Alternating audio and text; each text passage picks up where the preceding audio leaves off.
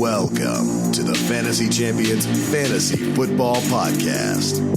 Here's your host, Morgan Colby and Rick Lemon. Oh boy. I'm feeling it today. Is it draft day? You know, I think it is. I think it's draft day. Don't hate on the shades inside. That's how good I'm feeling. That's how you know. I got dressed up today just for the draft.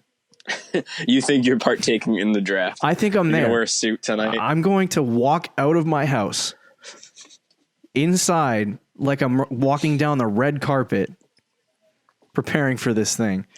And reality is I'm just walking to my couch and sitting down with a bowl of popcorn. Welcome to the Fantasy Champions Fantasy Football Podcast. It is Thursday, November 23rd. My name is Morgan Colby. I got Rick Lemon with me, as always, the other voice that you hear on this call. That's me. The NFL draft is today, as I mentioned. Exciting stuff. So exciting. Is we on finally the have horizon. sports on television. I think it's the first time I'm going to turn on my TV and watch sports. The most watched the most watched draft in history. Probably. We got a lot to get to in this episode. We're going to break down some top players from the NFL draft, possible landing spots that they'll go to.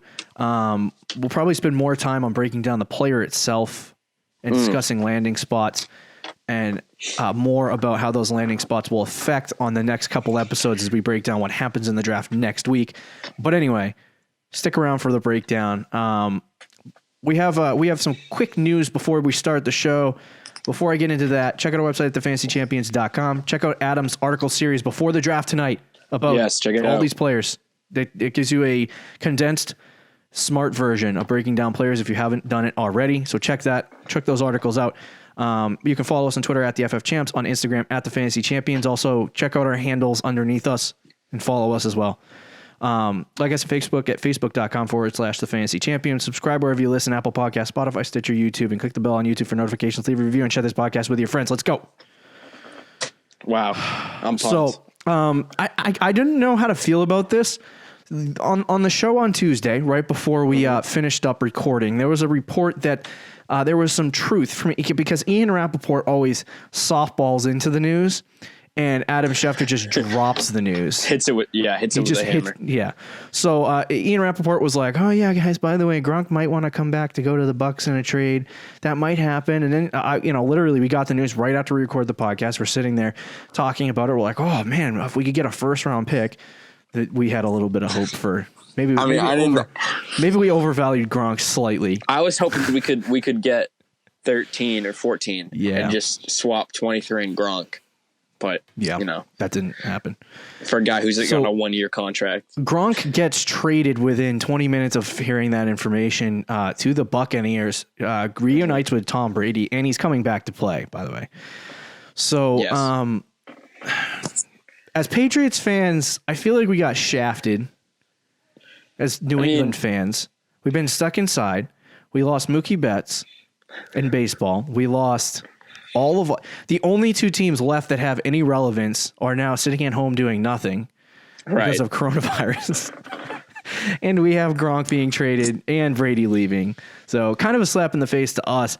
I wanted to talk about the fantasy relevance of this trade before we jump into the NFL draft breakdown. So really quick, breakdown of what we think Gronk is going to happen. Now, I tweeted this on my Twitter.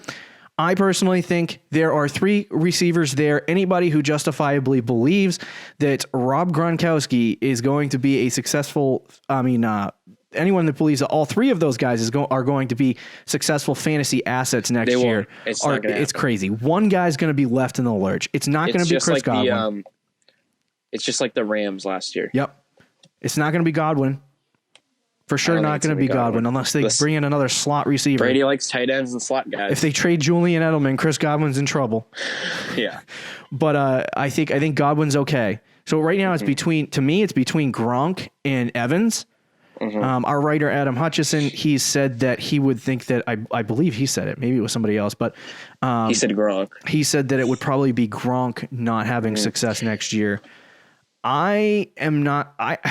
Part of me wants to agree with that, and part of me disagrees, and here's why. So, Brady has all of this repertoire with Gronk right now, and he doesn't really know much about Mike Evans. He doesn't really, throw to the outside all that often anyway. So for me, I think he'll have more of a connection with Gronk, but we also have to remember the last time Gronk played, he has not played a full season since 2011. He has an injury history. He has a lot of problems with, obviously staying on the field, but I think he hasn't played a full season either. So it's like, what makes us think that he's automatically going to walk on the field and Brady's going to throw it to him 120 times and he's going to catch 90 balls? You know what I mean? Like we just don't know. So that's the thing with me and Gronk. I think a lot of people are going to take Gronkowski high in drafts. He's going to be in the same conversation as he was before he retired, which is like, it's him and Kelsey, and he's going to get thrown in with Kittle. Yeah. And it's going to be all those guys. I don't think that's right. I think Gronk's not going to play a full season. I don't think he's going to play every snap. When he's out there, he will get like big targets because he's going to be Brady's security blanket. Right. And he might get a couple touchdowns. He'll get looked at the red zone. But he's not there to play every snap and get involved in the offense every single down. Yeah. He's not going to produce huge fantasy numbers or huge NFL numbers. Okay. I just don't see it. So to me, I think out of those three guys, it's going to be Gronk. Okay. But even Evans, I don't think is going to be as good as people think he will be. Yeah. I think the only one will be Godwin. We saw Daniel Jeremiah do a mock draft last night on NFL Network. Oh yeah. With, the lovely Rich Eisen. We love Rich Eisen here on the Fantasy Champions podcast, or at least I do. I love Rich Eisen too. Of course. Daniel Jeremiah took Jerry Judy with the Bucks pick. Imagine. And I was like, why? What's the point of this? Yeah. What is that? Why does that make any sense? What if they do? I don't even know anymore. I would literally run very far away from all players that exist on the Bucks. Yeah. Oh yeah. Me too. I wouldn't want any of them. So I think there's a lot of people excited right now about the Gronk news, and I think there needs to be tempered excitement. I think we'll get more of a clearer picture as we get closer to the season of what Gronk's role looks like. Right, what he looks like. He claims he's 250 and he only needs to put on 10 more pounds of muscle and he's game ready and all that stuff, but I just don't see it. I look at him when he's doing his interviews. I was going to say on film, but when I look at him in doing his interviews, he just looks small to me. And maybe it's because he doesn't have his pads on or whatever it is, but he just looks tiny. No, he does look tiny, yeah. So I'm concerned about that part of it, but we'll have to see with that. It's oddly enough, I am kind of like hesitant on just marking Gronk as the guy who's going to take the hit. Mm-hmm. And I think it might even be Evans because I mean, obviously you don't have to throw it to a tight end, 160 times to get him involved. So it's like if Gronk goes out there and he gets, 90 targets and he catches 65 to 70 balls and 10 touchdowns and has 1,000 yards, he's up there in the top 3 of tight ends already. Whereas Mike Evans has a much harder time getting into that top 6 or 7. That's definitely understandable. Like Gronk could have just a couple touchdowns, which will put him in the top 5, top 6. Right. But Evans, on the other hand, I think needs a lot more work in a very deep wide receiver group to be in that top 5, top 6. But I mean, not that I don't think Evans will be good. Like he's Mike Evans. He's just a big fat red flag to me right now. It's just, it doesn't fit well with Brady at this point in Tom Brady's career. Do you think he's morphing into one of my off-season hates? Yes, he is. Oh, yes. Mike Evans. Yes, absolutely. I love Godwin. I'm starting to shift my takes on him. With Gronk, too, if he's on the field, like you said, he's going to be probably limited a little bit, at least early part of the season. But when he's on the field, man, he's going to open up so much for Godwin. Oh, absolutely.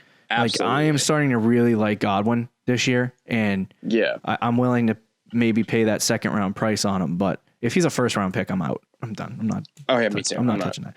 All right, so that's the Gronk stuff. We also, right before the show, we discussed a little bit. I want to throw it in here. Apparently, according to PFT, the Miami Dolphins are trying to make a, quote, Godfather, unquote, offer to the Cincinnati Bengals. They're attempting to trade the 3 and keep the trade up to the 3 keep the 5 and trade the 3 and the 5 to the Bengals for the 1 to draft Joe Burrow? Not going to happen. Not going to happen. For Absolutely sure. not going to happen. Interesting to think about, like though. the idea, though. Yeah. I don't like the idea of Joe Burrow on the the Dolphins, but I like the idea of the trade. That would be a big move for the Dolphins to make. They made a lot of big moves this offseason, but that would be the biggest. And you could make the argument that the Bengals might be better off. They need offensive linemen. Yeah, you get a still got to if you think tank for Tua at the beginning of the season last year. Get Tua anyway. I don't know. Might work out for Cincinnati. It's not going to happen for sure. They spent literally they've maxed out all of the time that they have to meet with Joe Burrow. They've planned that they're putting in place their offense with these meetings now. Like it's not even.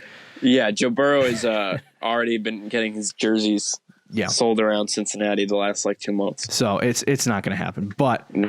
Sometimes you're just too far in. Zach Taylor said in an interview yesterday that they have made their decision. No diff, Sherlock. Why don't they just say it? Why don't they just say it? I don't understand that. Like what? They're going to go out tonight and they're going to say, we're going to hear Tua Tagovailoa. And then the Redskins are going to be like Jordan Love. Yeah, Justin Herbert, Jordan Love. And then do you remember that year the Browns drafted Baker Mayfield? Yeah, that and was we had no idea. And then they drafted Baker. We thought he was going to fall to almost the teens, around the 10 mark. And then all of a sudden he was first overall. And we were like, okay. Yeah, that won't happen tonight. It'll for sure be Joe Burrow. Definitely. So let's move into our NFL draft preview part of this show. Sure. We're going to start off with the boring part. We could have actually broken this episode down into 2 episodes instead of doing buy or sell on Tuesday, to be honest with you, as I was planning it. But we're going to do quarterbacks, tight ends first here, and then we're going to jump into running backs, and then we'll jump into wide receivers. We have some quick hitting thoughts on the player. We're going to talk about possible landing spots and then future fantasy value kind of mixed in of where we think this guy might go. We're a redraft fantasy football podcast, by the way, so there might be a few dynasty points in here, but we're not. Yeah. We won't discuss a lot of dynasty if you're here for that. Right. So Joe Burrow is the first quarterback. Obviously, absurd. I've come around on Joe Burrow. You know how I felt about him. Yeah. But you originally weren't a fan. All I needed was one statistic to switch me over to the Joe Burrow train. And that was his ability to complete passes, his completion percentage when under pressure. I think it was 71%. I saw that stat and I was like, yeah. It doesn't matter where he goes. It doesn't matter what offensive line he's sitting in front of.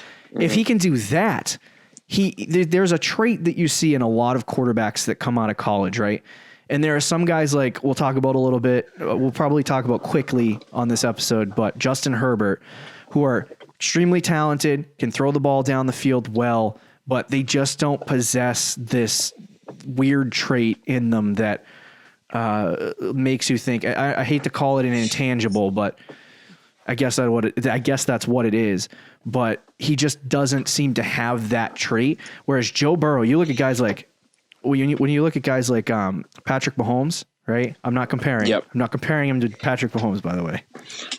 But when you look at Mahomes, Russell Wilson, right? Yeah. 2 of the best quarterbacks in the league right now.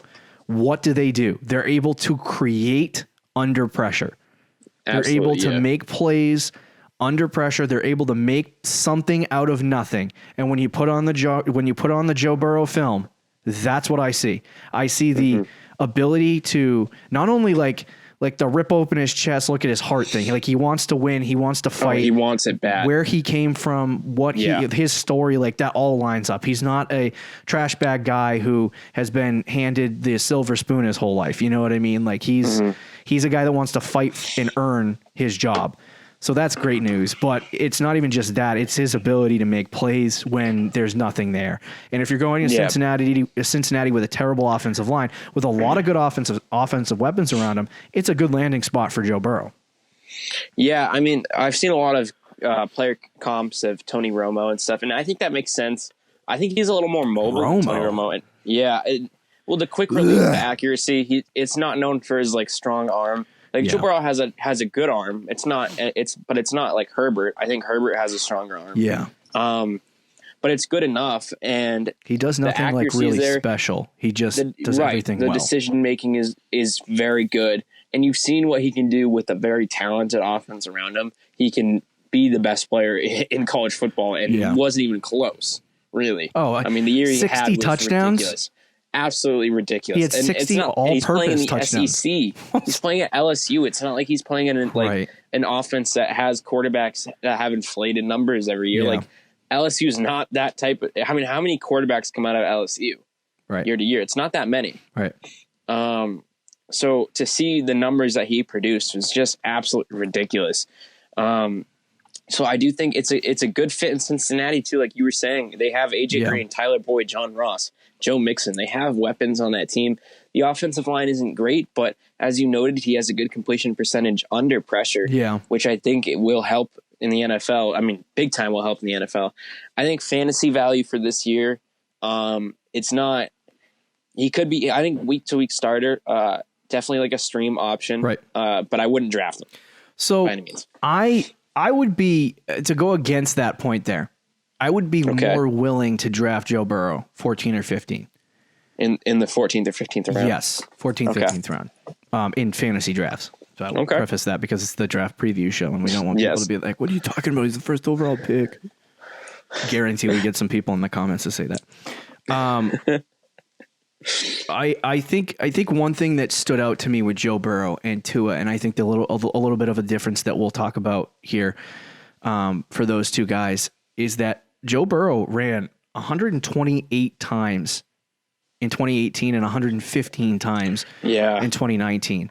And that's over the course of 12 to 14 games per season. So he likes to run. He likes to get out of the pocket. He likes to put that make that a part of his game. That's a part of his playmaking ability, right? So for me, his first season, and I've talked about this before. I don't know if I talked about this on the last couple episodes, but I think for me, if Joe Burrow can get 3,500 to 4,000 passing yards, 20 to 23, 24 passing touchdowns, and then 500 yards and 6 or 7 touchdowns on the ground, he'll most definitely have a top 5 quarterback season this year. Or a Kyler Murray. I could say you can put him on the level with Kyler Murray, right? Sure, I could see that, yeah. So I think he has fantasy relevance this year, especially going to Cincinnati. I think maybe we'll skip the Joe Burrow conversation on the draft recap show because we know where he's going right now. So unless we're completely surprised, then we'll talk about it. But so Joe Burrow going to Cincinnati, I mean, he's got the weapons around him. He's going to be able to get out of the pocket and make plays. And I think he'll have the rushing yards. Like if he rushes 115 times in 12 games in college, you know what I mean? He's going to rush. He'll hit 100 plus rushes in one season. You know what I mean? In the NFL. Yeah. Starting all 16 games, unless he completely falls flat on his face and is a bust. That's another conversation that you have to have. So I might be willing to take him just because I know the way he plays the game of football is more conducive to fantasy success. And he's probably going to start 16 games unless he throws 5 picks in the first game and just completely blows. Gets injured or gets hurt. Yeah. So let's talk about Tua. I love Tua, and I am hoping tonight. I'm praying that the Patriots are able to somehow get Tua Tagovailoa because I would love it. But in all honesty, we'll talk about landing spots in a second.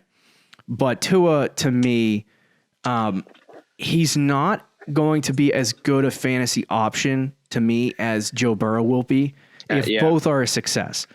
For me, Joe Burrow is more of like a Patrick Mahomes mixed with a Lamar. Mm-hmm. It says you're trying to FaceTime me again, bro. Oh, what? Yeah, that's weird. Anyway, so he basically Joe Burrow kind of possesses the ability to run, kind of more like Kyler Murray, as well as have the ability to throw the football, whereas Tua doesn't really run it all that often. He's more of like he makes plays out of the pocket and can do that, but he doesn't rush. And so I think that kind of caps him a little bit with what he can do, especially in the new NFL. I love Tua, but I just don't see the fantasy relevance for like 1 or 2 years. He can get out of the pocket and run. He just he would rather throw the ball, which is good football wise. right? Which I love football-wise. Fantasy-wise, it's not quite the ideal situation, and especially with the hip injury, I wonder if he's gonna get a lot of scouts and a lot of coaches and a lot of GMs saying you gotta like relax, like you gotta think about your body, and like don't like if you don't think you're gonna get out of the pocket, don't try to injure yourself too much. And I wonder if that's gonna be in his head, and he's gonna not try to run as much as he probably could. Right. I still love Tua as a quarterback. His accuracy is fantastic. Oh my gosh, I was just about to bring that up. 70% career in college. Yeah, he's a big game player as well as Joe Burrow is too. But Tua is that big game player. He came in. He has a national championship under his belt. He probably would have been in the national championship against Joe Burrow if he didn't hurt his hip. I mean, he came back in his first. I think I don't know if he was a true freshman, but he was a freshman. And he was the backup for Jalen Hurts, and they were down 21-0. He comes into the game in the national championship, comes back and wins the national championship. Yeah, I mean he's got all the tools you want. He's got a good arm too. It's the only thing that a lot of people have is the injury concern, which I think you have injury concerns for everyone, almost everyone. Yeah, unless it's something blatant, which we'll see if that hip is blatant. We'll know if he falls in the draft. For landing spots, if it's the Dolphins, they have a lot of picks, but I don't see them being fantasy relevant or fantasy like anything you want from a rookie quarterback. Yeah. Miami, if he does go to Miami, I'll say I actually don't expect it to happen, but if he does go to Miami, I don't think he starts year one. And even if he does, it'll probably be like week 8 or 9. Yeah, I agree with that. I think Fitzpatrick's going to be the start. If he goes to the Chargers, I think it might be the same thing. Yeah, they want to go with Tyrod. They want to go with Tyrod Taylor. Yeah, I think the Chargers might be a slightly better landing spot, but who knows? Because by the time like Tua starts, we'll see what that team looks like. But because they're kind of getting older as well. So. Yeah, they got they got Keenan Allen, Mike Williams still. Yeah. Hunter Henry's there. I actually kind of think they might take a running back in this draft to put with us and Eckler. But even if Eckler's the guy, a little bit, he's still decent. So, I mean, their offensive line hasn't changed from what it was. So they got a good offense. It could be a place where you plug and play Tua. And I don't think this year, like I said, Tua has any fantasy relevance, but I think in years to come, he might have some streamable games this year, and that's about it. Similar to Daniel Jones, where Daniel Jones had some big games and some streamable games, but he wasn't able to string together enough consistency to be, owned on a regular basis. So for me, I don't see much fantasy wise for Tua. I love him as a player. Now there are some rumors floating around too. If he slips past 6, that there are a couple teams that would be interested, and I'm going to list some of those teams, right? And you can just say yes or no. Jacksonville. No. Okay, I agree. I don't think he's going to Jacksonville. Oakland. No. Yeah, I don't think he's going to Oakland either. Now, the last one is actually more intriguing to me than I think, because right now, Mr. Jerry Jones is sitting in his basement preparing to draft whoever he wants. Tua Tagovailoa to the Dallas Cowboys. I love the story, but I don't think it would happen. Okay. I would not be surprised if they do take a quarterback. We've heard that in the past. Like, they were going to take Lamar. Remember that? They were interested in Lamar. I don't know why they do things like that. Maybe it's just Jerry Jones. Because it's just like, it's the star power. That's all it is. So, fantasy-wise, Tua probably not an option this year. I love him, but I do have my, like I said, we got to move on, but I do have my concerns about Tua and his long-term fantasy success too. Sure. Because if you are in a dynasty league and you are drafting quarterbacks, there are guys that I would much rather take, like Jalen Hurts and Jordan Love. And that sounds crazy because a lot of people will be like, oh, you got to draft Tua. But like, if Tua isn't, like, he kind of reminds me of a off year for Russell Wilson. Does that make sense? Yeah. Yeah. So like, he'll probably be a low end top 10 quarterback, but it's nothing that you're looking at going in a two quarterback league. Yeah. You're like, oh yeah, I want Tua. I think it also, like, it'll depend on his landing spot too. Like, I think if he goes to the Chargers or Patriots, that's better for his fantasy value. Dolphins might be good long term. That might be the better one long term with all their young players. Yeah. But in the short term, I don't think the Dolphins would be a good spot for him fantasy wise. Okay. Let's quickly talk about Herbert. Sure. We talked about him on the last program. He is Mitch Trubisky, inconsistent. Yeah. He needs a good landing spot. I don't think there's a team like if things go like mock drafts, most mock drafts have been falling.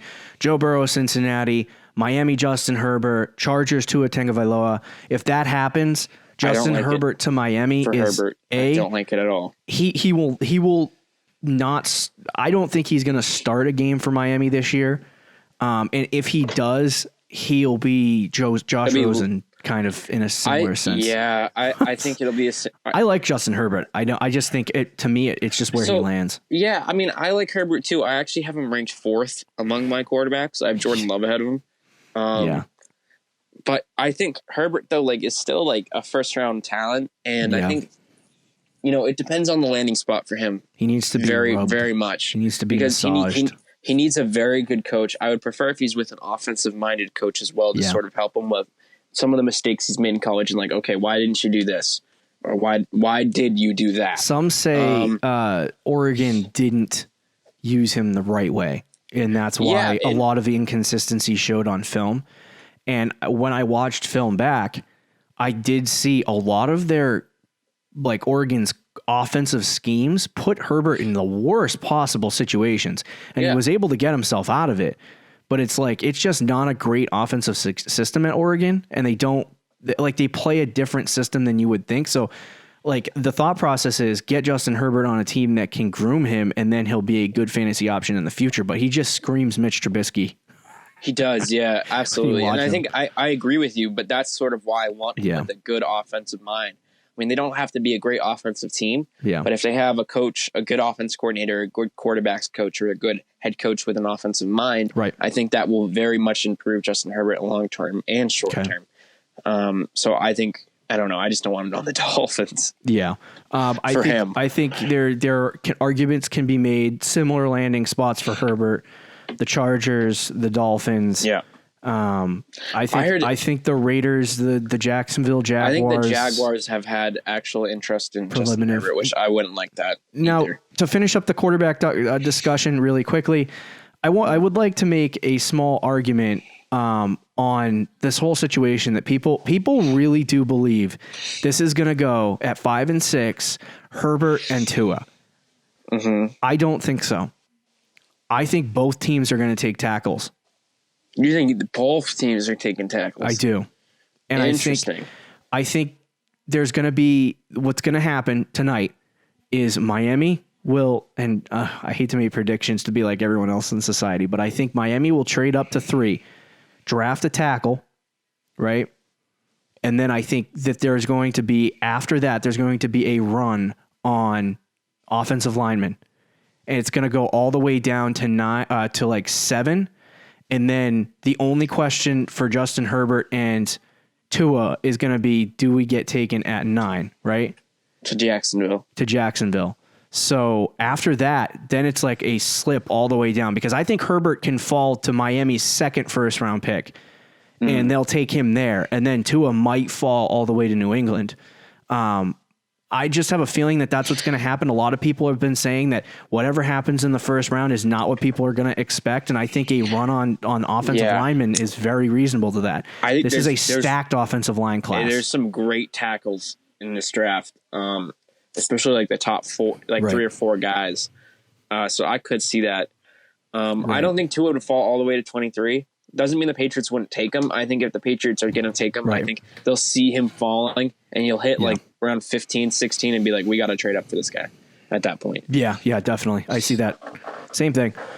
We got 2 tight ends, Cole Kmet, Harrison Bryant. Don't want to spend a whole ton of time on them. Let me flip to the tight end page in my notebook. So Cole Kmet, I looked at him on film, doesn't have the NFL numbers that you want. He's got great hands. He's a great pass catcher, not a bad blocker, needs a lot of work in that category though. He's 6'5", 250 plus. He's got the same catch radius similar to Gronk. So he's got the physical tools to be able to be a really good tight end. He's also very he's got a lot of tenacity. He's very tough, and he fights for every yard. And I think that's what you're looking for in a tight end. You look at Kittle, you look at Kelsey. Those guys are very similar to that kind of conversation. So I like Cole Kmet in that sense. A lot of people will look at his college numbers and say they're not there. Where were the college numbers? Why was he not that good? College football, you don't really see tight ends have a lot of success unless they're extremely fast and athletic. And or the college loves to throw to them, like Noah Fant and TJ Hawkinson's college. Right, yeah. So I think for me, Cole Kmet, he's built like an NFL tight end. He plays like an NFL tight end. And I think in the college game, he was maxed out to where he could be. I think if an NFL team who likes tight ends takes him, they're going to mold him into what they want, and he'll be a decent fantasy contributor in the future. Remember that when we talk about tight ends and wide receivers, there's a real good chance that they aren't successful year one. I don't really know about potential landing spots outside of New England. I don't know who's looking for tight ends at this point. So I could see this guy being the only guy drafted in the first round at tight end. This is not a stacked tight end class. I could even see this guy falling out of the first round altogether. Yeah. So I mean, like if New England doesn't take him, who is? You know what I mean? I've seen a lot of big boards where he's like in the 40s, 50s, even 60s, and he's still the top tight end in this draft. It's not a big tight end class. I do like Cole Kmet. I think he's an NFL tight end for sure, for the things you said. The pass blocking is a little bit concerning, but fantasy-wise, that's not concerning whatsoever. So I think it all depends on landing spots for tight ends for me. And I think the Patriots have in my notes, decent one. First-round arm talent. Yeah, first-round arm talent, yeah. From back in the days. Who said that? I don't even remember. They called Mike Mayock. Mike Mayock. Ryan Mallett. First-round arm talent. He's got first-round arm talent. Yeah, and so nothing else. He's a first-round talent. Don't know if he's going to be a first-round pick, but no, I don't think he will unless the Pats take him at 23. Yeah. A team that I think could look at tight ends is Jacksonville. They have a lot of draft picks, especially in those third, fourth rounds. They one of their team needs is a tight end. But there aren't. You're right. There aren't that many teams that are like looking for a tight end. Yeah. So I don't know where he would go. But it will depend on situation. If they have a good quarterback, good offense, good head coach, we're definitely going to have success. We're going to have to keep an eye out on that. I think, obviously, for tight ends. I don't think he's a day one player. Yeah, he's not. He's not going to be drafted. I think maybe towards the last 4 or 5 weeks in the season, if he's in a good location, he could have some relevant fantasy weeks. But he's somebody we're going to talk about in 2 to 3 years in terms of fantasy, as far as redraft is concerned. Another guy that is at the tight end position in this draft is a guy by the name of Harrison Bryant. These two guys kind of in the same conversation. They're, first, second round picks. I don't think there's another tight end that would be jumping into that conversation. Harrison Bryant had a breakout age in the 91st percentile. He has a bad catch radius. He actually had a horrible combine. His metrics don't. Not good. His metrics don't match up with what he normally does. He does have a high football IQ. He's very smart. Belichick will like that. Yeah, he can line up on any place on the field, and he's a good blocker. So, I think he's a decent player. But from what I saw from Cole Kmet's film, I do think that Cole Kmet's way more aggressive in terms of his after the catch. Yards creation.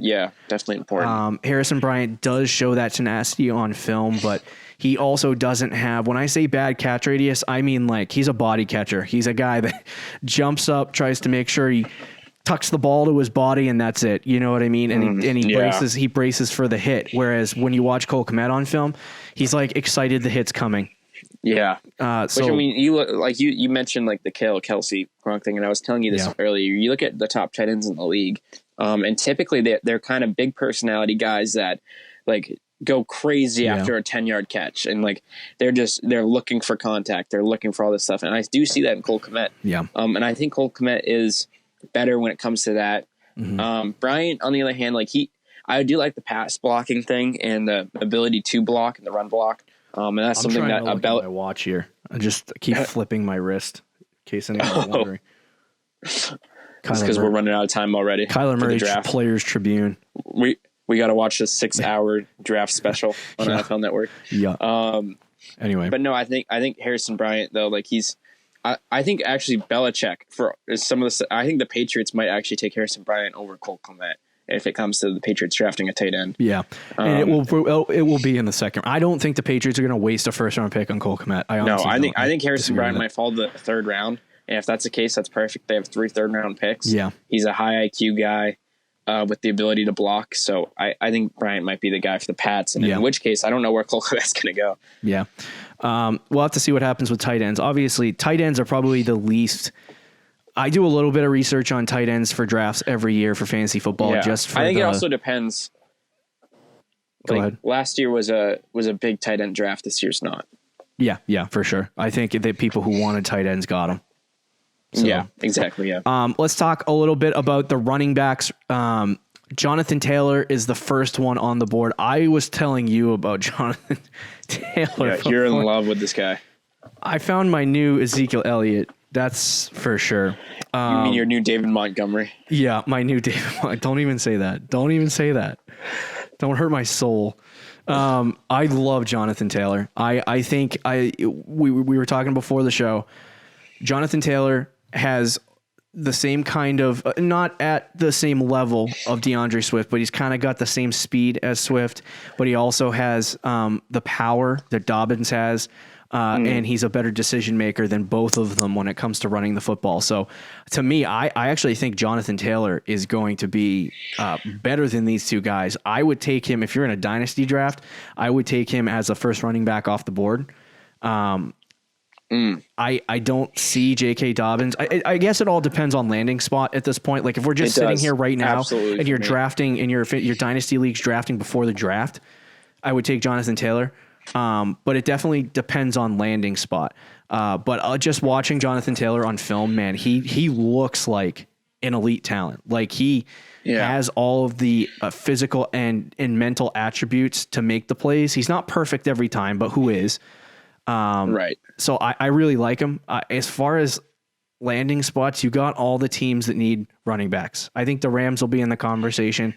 I think that Miami will be in the conversation. Sure. I think that Tampa, you could see Tampa Bay in the conversation, and the Kansas City Chiefs as always.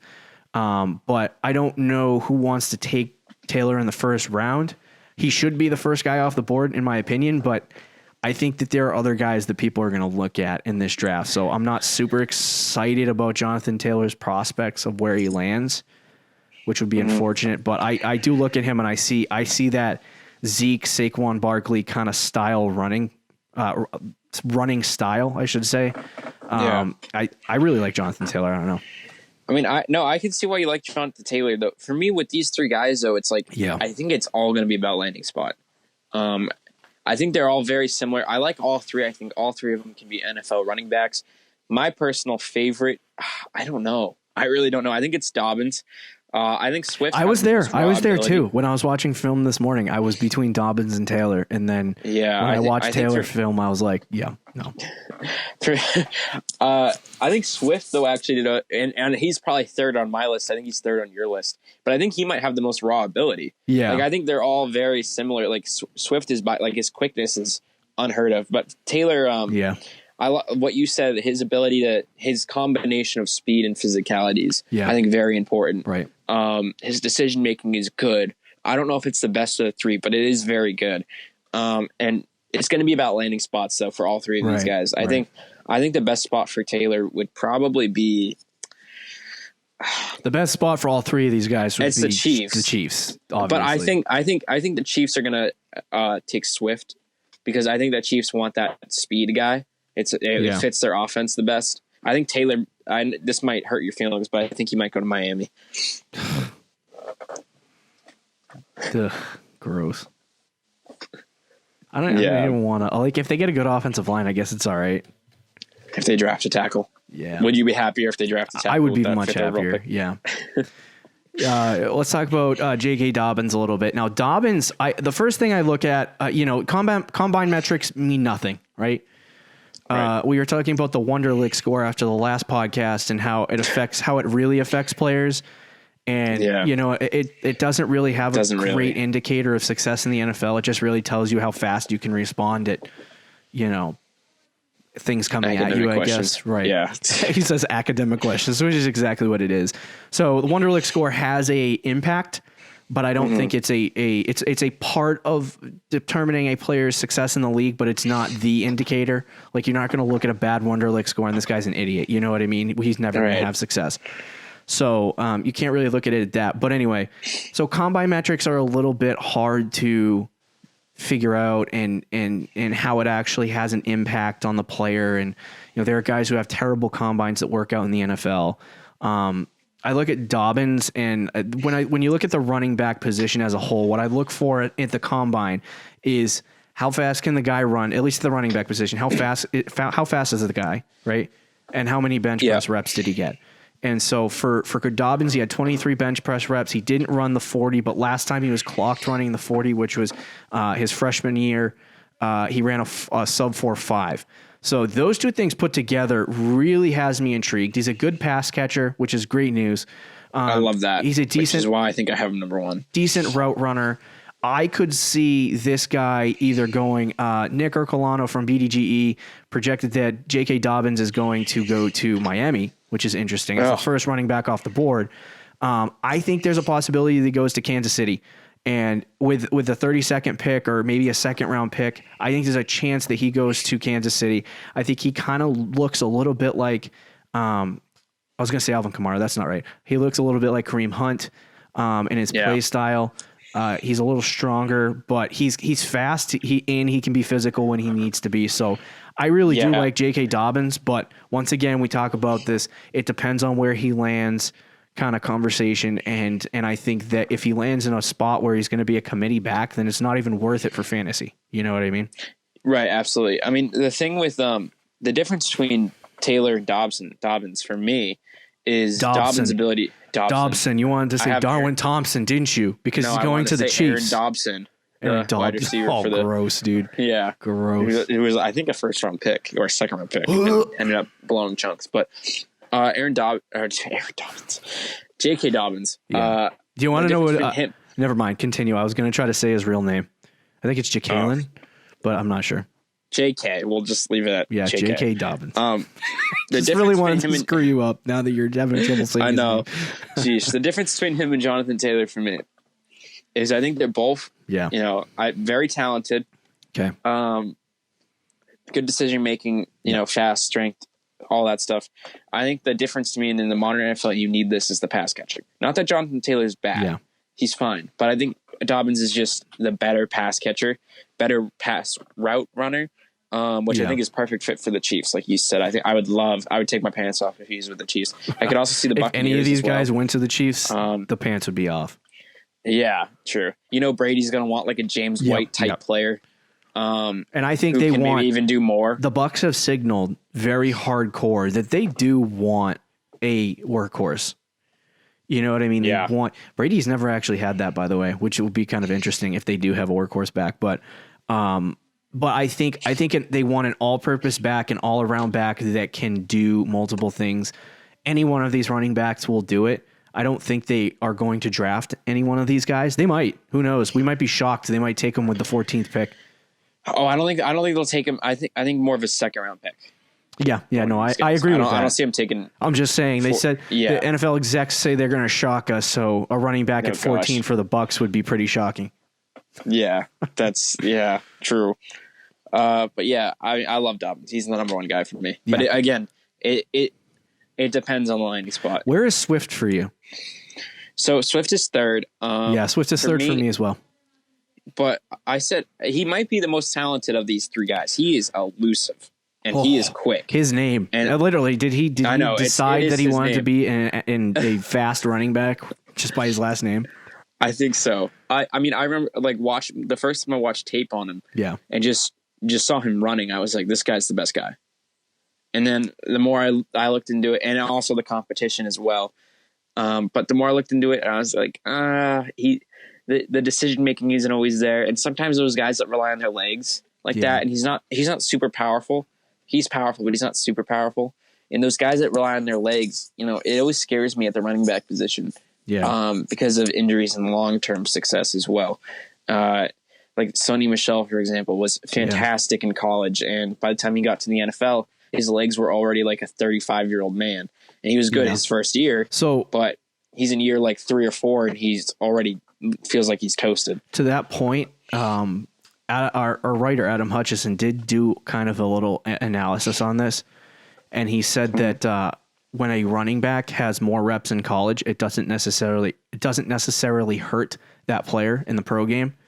It might shorten their career a little bit, but it doesn't like hurt them the first couple of years. And what running back lasts longer than 5 years anyway? So, it's rare. I think Swift did go.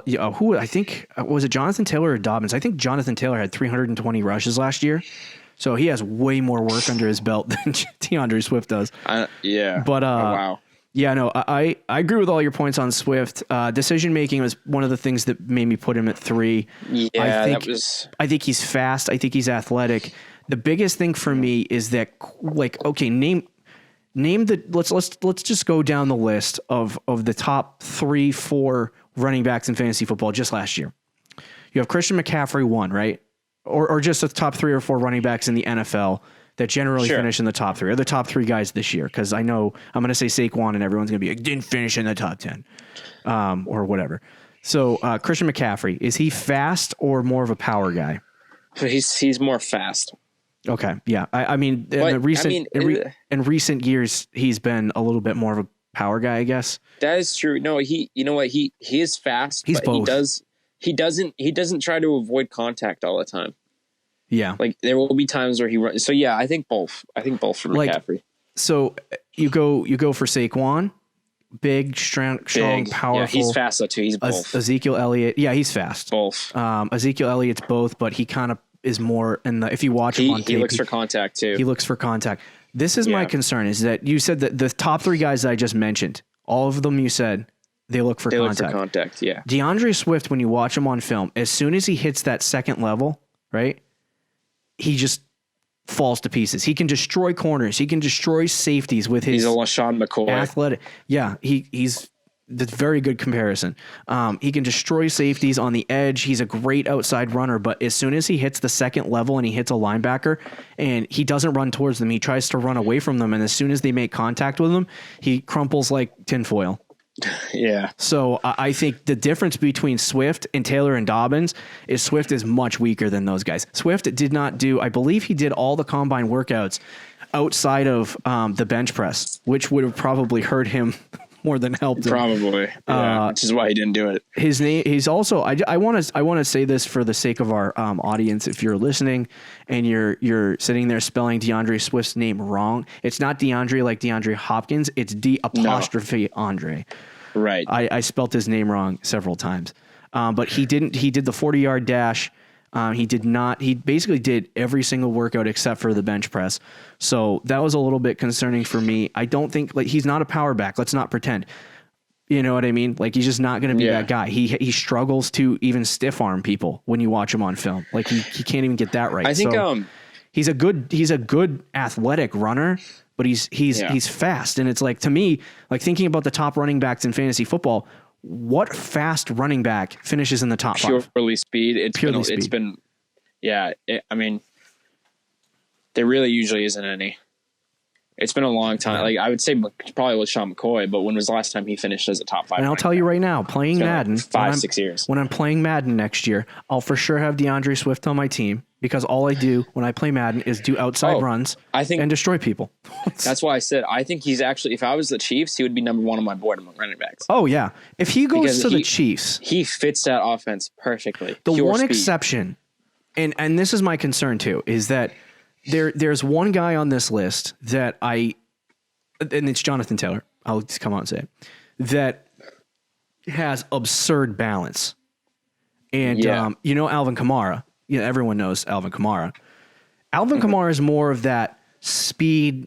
He's similar. Like I look at DeAndre Swift and I see that similar kind of running style where Alvin Kamara does run at people, but he's very much like he would rather use his elusive traits to get by defenders than, run straight at them. Yeah. And that's DeAndre Swift in a way. Yeah. But the difference between DeAndre Swift and Alvin Kamara is that is that DeAndre Swift, like I said, he crumples like tinfoil when he gets hit by a defender, and he's just not. I don't know. That was my closest comparison, but he just doesn't have that same, like, he almost reminds me of a bigger not Tyreek Hill, a bigger, who's a running back for the Bears, the pass catching back. Oh, Tariq Cohen? Yeah, he kind of reminds me of Tariq Cohen in a way. A bigger Tariq Cohen, which is good news because Tariq Cohen would be really good as a running back if he was bigger. But if Tariq Cohen was 2 inches taller, so he kind of reminds me of that. I just don't see the speed backs have huge success in the NFL. What people look for is a guy who can grind between the tackles. They have success in the NFL, but it's fantasy wise, it is rare to see them. Rare to see them have being that like success. the guy. Would you see DeAndre Swift being similar to an Alvin Kamara type running back? Yeah. Oh yeah, definitely. And I think a landing spot is huge for Swift. The problem is that Swift and Dobbins struggle with balance when they're running. They struggle with it big time. And Jonathan Taylor does not struggle with balance. That's one of his. When you watch him on film, Jonathan Taylor does, like, he gets me excited, but he also does look more boring than J.K. Dobbins and DeAndre Swift. I'm going to be honest. You watch him and you're like, well, this run style is boring. But then you watch Ezekiel Elliott and Todd Gurley and all those guys, and you're not blown away by them either. You know what I mean? Yeah, you're just true. Like when you watch a game with Zeke, every single run is 5 or 6 yards down the field. Every one of them. And that's what I saw with Jonathan Taylor. Like, he just, every single run is like 5 yards down the field. So it's like, I think he's not exciting, but he's a great player. One thing I will say, though, is I like the competition that Swift at Georgia in the SEC had to face, and then playing Bama and LSU and all those first-round defensive players. Right. And then Dobbins playing at Ohio State. Right. I do like the competition that those guys faced versus Jonathan Taylor, who played at Wisconsin, who did have similar competition to Dobbins. But other than that, like, I think there isn't a lot of flaws in Taylor's game. I do wish he was a better pass catcher, though, and I think I think that's due more to the route running. He only does well on, what is it called? He does well on screen passes and straight runs to the outside. He's not like you can't line him up as a receiver and then have him go downfield. Right. I think Dobbins is he's probably the best pass catcher of the three, which is good for fantasy, but landing spot matters, obviously. So all three of these guys, I actually really like all three of them. But I think Taylor probably has the most fantasy success year one, too. Whichever one of these guys gets drafted in the first round by Miami. We'll just say that by Miami. I think they kind of have to be fantasy relevant draft picks because usually there's about, I think, a 63% success rate of a running back drafted in the first round being a RB1 the following season. I think the best spot for any of these guys is the Chiefs. Yeah. I think whoever gets to the Chiefs will be the best fantasy running back year one. Definitely. I just don't know you never know who's looking for a running back. I would see the Rams. You don't. Watch out for the Rams. They're going to draft a running back tonight. Or maybe not tonight. They don't have a first round probably pick, tomorrow. So, Oh, they don't have a first round draft pick? No, the Rams. They traded it for Jalen Ramsey. Freaking idiots. Well, I guess that's not a bad move. But anyway, let's move to the wide receivers. CeeDee Lamb. I talked to you about there've never been, for me, I'm always certain on people. I'm an opinionated guy. You know that. But Jonathan Taylor and CeeDee Lamb to me are, I think Jonathan Taylor, Dobbins, and Swift, those guys are like closer together. I told you before the show, CeeDee Lamb is leaps and bounds to me ahead of Jerry Judy and Henry Ruggs, the two other guys that we're going to talk about on the show. If there's anyone that anyone else wants to talk about, I'm sorry, we couldn't get to them because there's some arguments about whether Henry Ruggs should be 3 or not. Yeah, with Jalen Reagor and different guys. But we'll just talk about Ruggs for the sake of time. CeeDee Lamb is way ahead of everyone else in this class. He has a massive catch radius. He loves to destroy defenders physically when trying to get up for the ball. There was I sent it to you yesterday. There was a ridiculous one-handed catch that didn't count. And the second I saw that, I said, this guy's got the best hands in the class. He's not the fastest receiver. He's not he's pretty physical. I told you this before. He runs like a running back after the catch. But he's very physical when it comes to playing corners for the ball. He has way better separation when it comes to getting off the line or not off the line of scrimmage, but facing his corner. So once he gets off that corner, he can get separation really quickly. So I like CeeDee Lamb a lot. I think he's just a better wide receiver overall than anyone else in this class. Yeah. And I told you before the show too, I said, I think CeeDee Lamb has this ability to have success no matter where he goes. Whereas, guys like Jerry Judy and Henry Ruggs are going to need a good landing spot in order for them to have success year one.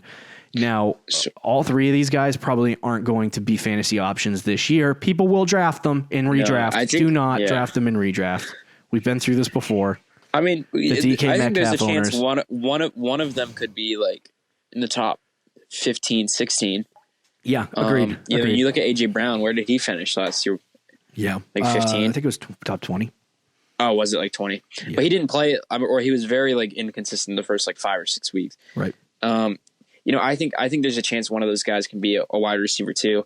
For me, CeeDee Lamb, I agree with what you're saying. I don't think he's like leaps and bounds as the number one guy like you do. Yeah, right. I think it's very close between him and Jared. I do have him number one though. Just because the hands, the comparison that I saw this comparison and I was like, that's perfect. It's DeAndre Hopkins. I mean, his hands, he is a good route runner. He's not the best route runner in the draft. I think that's Jerry Judy, but he's a very good route runner. His hands, he's not like the most flashy guy, but he can make that one-handed catch. And I think it's hard for any corner to guard him or to cover him because for what you were saying, his physicality as well. And he doesn't blow you away with his speed, but he's fast enough. And the combination of the two will help him succeed at the NFL level. So CeeDee Lamb to me is number one. I think landing spots, it doesn't really matter where he goes too. I agree with you on that. I think the Raiders, which I think is what I've heard the most, would be a good spot for him. If he went to the Jets, that'd be a good spot for him. And if he went to the 49ers, that'd be a great spot for him. Yeah. I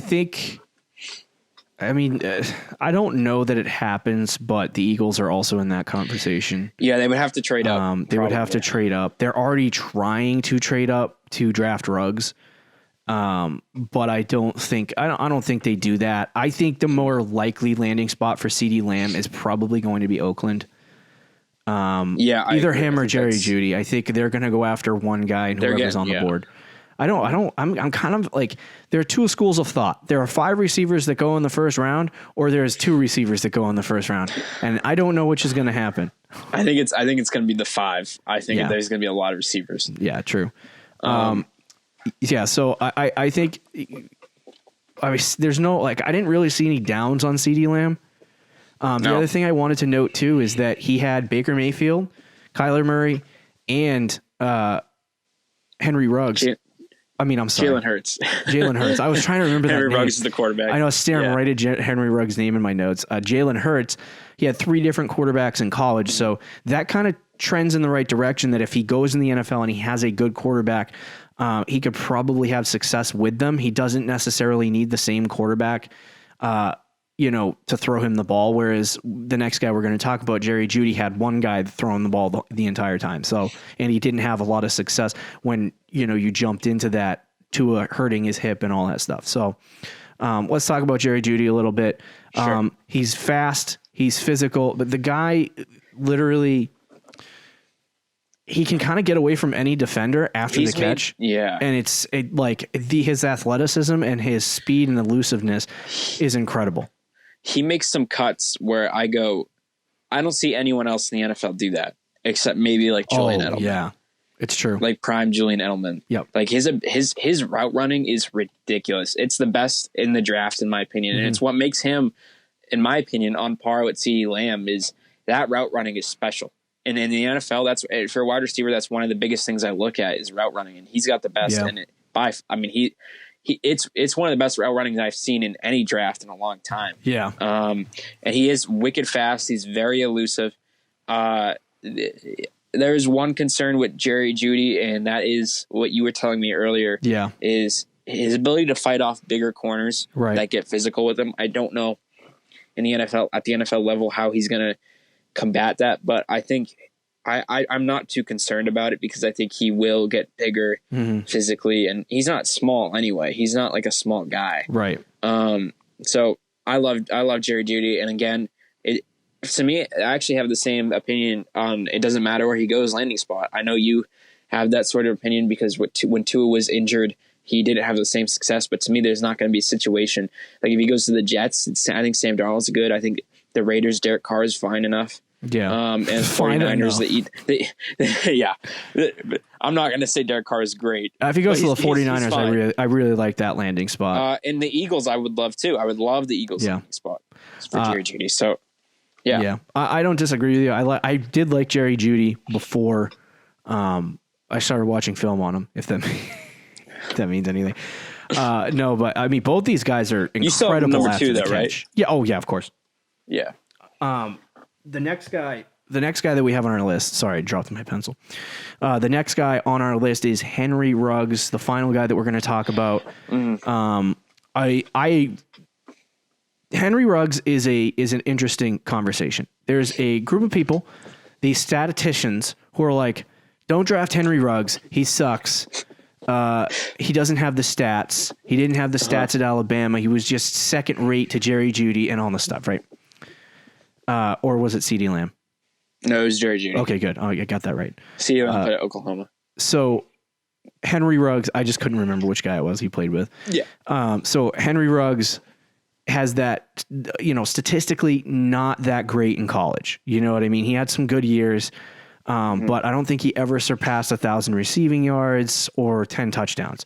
So he didn't really have this elite, kind of huge, I was going to say fantasy numbers, but he didn't have elite, huge numbers. So the one side are like, statistically, he's not that great, and everyone's saying that. And then the other side is the film watchers who are like, dude, this guy looks crazy. He's Tyreek Hill. That's it. Yeah. He ran a 4.27 fastest player in the draft. Now, he ran that 4.27 not at his pro day. He didn't run that 4.27 in his backyard with his buddies with the timer. He ran that 4.27 at the NFL Combine. Ridiculous, yeah. So he is absurdly fast. The new NFL would state that fast receivers are the way to go. Everyone's trying to build their offense like, the Kansas City Chiefs. Look at Baltimore. First team to follow the Chiefs in their track for that. Who did they draft last year? Hollywood Brown, fastest receiver in the draft, or one of the fastest. He was the first wide receiver off the board. First wide receiver off the board, but he's extremely fast. And not everybody had Hollywood Brown as their number one guy last year. No. He was not a lot of people's number one wide receiver, and I think it's going to be the same thing this year. Yep. I think Henry Ruggs is going to be the first guy off the board. Yep. I don't know to what team, but wow, you think he's going to be the first off the board? I do. I think so. Okay. Yeah. I just think the speed and the way the NFL game is going. I don't have him ranked number one, but I do think whether that's San Francisco trading up, because I know San Francisco has been real interested in him. You said the Eagles were really interested in him. The Eagles want Ruggs. Yeah, so they might try to trade up ahead of the Jets. But that's what the thought Raiders. process that Lamb and Judy go off the board first. Yeah. So, I mean, we'll see how it goes. I think there's a lot of hype for Henry Ruggs right now among NFL teams. Yeah. Yep.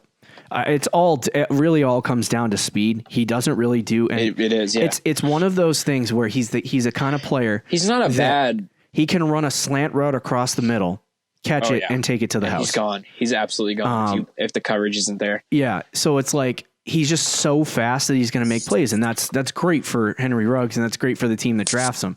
The problem with Henry Ruggs fantasy football wise, and I'll say this, is that he's going to be inconsistent. He's going to be inconsistent like Tyreek Hill is. He's going to be inconsistent. I love Tyreek Hill, by the way, but he's going to be inconsistent like Tyreek Hill. He's going to be inconsistent like Mecole Hardman was.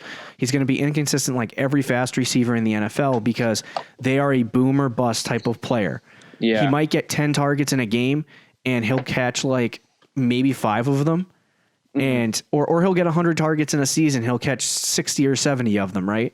Right. And he'll have an absurd 25 yards per catch, rate just because he's fast. You know what I mean? Gets a crossing pattern and blows it takes a 6-yard crossing pattern and makes it 30 yards. You know what I mean? That's just what that's what guys like him do. So he'll be a little bit more inconsistent because he does require that boom kind of play in order to make something happen with it. I don't know if he can be there's arguments that he can be that guy that gets 160 targets and, can be more reliable. I think Jerry Judy, CeeDee Lamb, those two guys are going to be reliable 150 target a season wide receivers if they land in the right location. Yeah. Whereas Henry Ruggs is a guy that will be right around 120, maybe 110, similar to Tyreek Hill. And have huge boom plays in games where maybe he scores 3 touchdowns, right? And then he'll have 5 weeks where he doesn't score a touchdown and only gets like 50 yards a game and destroys your fantasy hopes. So I like Ruggs a lot.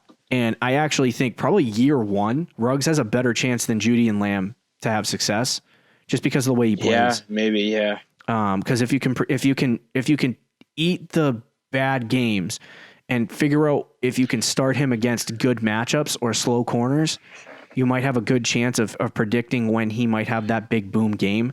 But outside of that, it's tough. It's going to be tough to figure him out as a wide receiver. You know why the Eagles probably want him? Why? He's Deshaun Jackson. Oh, no way. That's the Deshaun Jackson replacement. Was there anyone else that you wanted to discuss before we close the show out? No, I think we can close it off. I would say to be honest, I think Justin Jefferson might get drafted higher than people think. I know he's getting flown up boards. Joe Burrow effect. Yeah, honestly, and I would love to see where Jordan Love goes. By the way, I know it doesn't have a lot of fantasy implications, but I think he's somebody who fantasy wise, maybe not year 1, but year 2, 3. If he works out, he might be the best quarterback fantasy-wise out of any of these guys. Yeah, very true. That'll do it for this episode of the Fantasy Champions Fantasy Football Podcast. Draft is tonight. Have fun. We get to watch something on television. Watch it. That is sports. I know, for true. Isn't that fantastic? That's great. Check out our website, thefantasychampions.com. Follow us on Twitter and Instagram, and we'll break it down. We'll break everything down on Tuesday, Fantasy Champs. See you later. See you Tuesday. Thank you for listening to the Fantasy Champions Podcast. Make sure you subscribe on iTunes and YouTube and follow us on Twitter @TheFFChamps.